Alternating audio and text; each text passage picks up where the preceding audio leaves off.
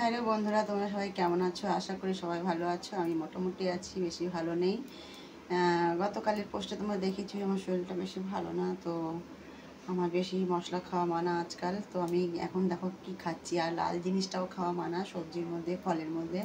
তো দেখো নিয়ে এসেছে বড় মশাই উচ্ছে, আর এই উচ্ছেগুলো আমি সবসময় আমাদের এখানে পাওয়া যায় না, করলাগুলো পাওয়া যায়। তো আমি আজকে এই উচ্ছেগুলোর একটা পাতলা ঝোল বানাবো, একদম নিরামিষ, শুধু কাঁচা লঙ্কা আদা জিরা বাটা দিয়ে। আর এখানে কিছুটা আলু নিয়ে নিয়েছি। আর দেখো এখানে কড়াইটা বসিয়ে দিচ্ছি, তেলটা অলরেডি গরম হয়ে গেছে। তো আমি এবার তেলের মধ্যে আলুগুলো আগে দিয়ে দিই। তেলের মধ্যে আলুগুলো আগে ভেজে নেব, সব কিছু ভাজা করে রান্না করবো, নাহলে তিতো লাগবে বেশি। আলুটা দেওয়ার পরে আমি লবণ দিতে একদমই ভুলি না, কেননা লবণ এই সময় ভাজার সময় বেশ আলুর ভেতরে ঢুকে যায় ভালোভাবে। তো সেই জন্য আমি আলুতে সবসময় লবণটা দিই। যে কোনো তরকারি রান্না করতে গেলে আমি লবণটা দিয়ে দিই, কেননা সবজির ভেতরে লবণটা বেশ সুন্দরভাবে মিলে যায়। যতক্ষণে আলুটা ভাজা হচ্ছে মশলা তৈরি করে দেখো মিক্সি জারে নিয়ে নিচ্ছে কিছুটা জিরা আদা আর কাঁচা লঙ্কা, এটা একটু পেস্ট করে নেব। আলুটা ভাজার সময় তো লবণ দিয়ে দিলাম, কিন্তু যতক্ষণ আলুর গায়ে হলুদ না হয় ততক্ষণ কিন্তু আলু দেখতে সুন্দর লাগে না। তো দিয়ে দিলাম একটু হলুদ, তারপরে মনে হলো একটু আলুর গায়ে হলুদ করে নিলাম। দেখো এই দিয়ে, তো এবার আলুটা যখন ভাজা হবে তখন কিন্তু আলুর সৌন্দর্যটা আরও বেড়ে যাবে। যেরকম আমাদের মেয়েদের সাত শৃঙ্গার করলে সৌন্দর্য যতই আমরা অনেকে আছে দেখতে একটু খারাপ লাগে, অনেকের গায়ের রং সামলা, কিন্তু দেখবে একটু মেকআপ করলে কিন্তু সুন্দরটা বেড়ে যায়। ঠিক এটাও সেই রকম উদাহরণটা নিয়ে কিছু মনে করো না, ভিডিওটা পুরো দেখবে, স্কিপ করে যাবে না কেউ। অনেকদিন লং ভিডিও ঠিকঠাক বানানো হচ্ছে না, তাই ভাবলাম আজকে একটু হালকা রেসিপিটা, সবাই হয়তো বানাও, আমিও বানাই, যেরকমই পারি তোমাদের সাথে শেয়ার করার চেষ্টা করি। একটু আলুটা ভাজা করে দিই।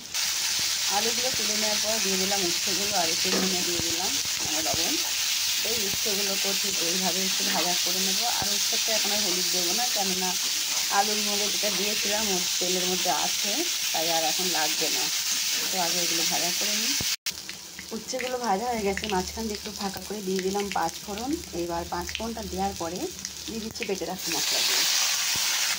বেটে রাখা মশলা দেওয়ার পরে দিয়ে দিলাম একটু পরিমাণ মতন হলুদ গুঁড়ো, ভাজা করে ছিল তাই সেরকম আর দিলাম না, ঠিকঠাক মতো দিয়ে দিলাম। এবার একটু মশলাটার সাথে সেগুলো ভালো করে ভেজে নেব। আলুটা এখন দেবো না, যেহেতু আলুটা গলে যায় তাড়াতাড়ি, আলুটা এখন দেবো না। এবার মশলাটা বেশ ভালো করে ভাজা হয়ে গেছে, এইবার দিয়ে দিচ্ছি আলু।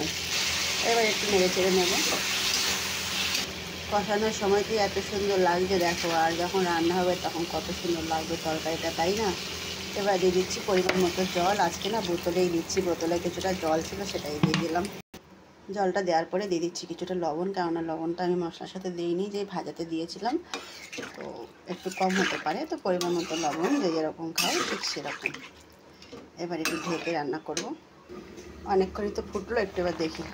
আরে বাও, দেখো উচ্ছে আলুর ঝোলটা কিন্তু সেই স্বাদের হয়েছে।